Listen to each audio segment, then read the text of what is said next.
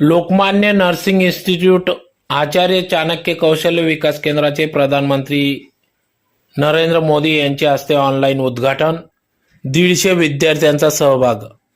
याबाबत वृत्त असे की कौशल्य विकास संकल्पनेचा अधिकाधिक लाभ युवक युवतींना व्हावा या दृष्टिकोनातून नामांकित महाविद्यालयांमध्ये आचार्य चाणक्य कौशल्य विकास केंद्र स्थापन करून महाविद्यालयीन युवक युवतींना रोजगारक्षम बनवण्यासाठी त्या दृष्टीने प्रमोद महाजन कौशल्य व उद्योजकता विकास अभियान योजनेअंतर्गत धर्तीवर नामांकित महाविद्यालयांमध्ये आचार्य चाणक्य कौशल्य केंद्राची स्थापना केली आहे।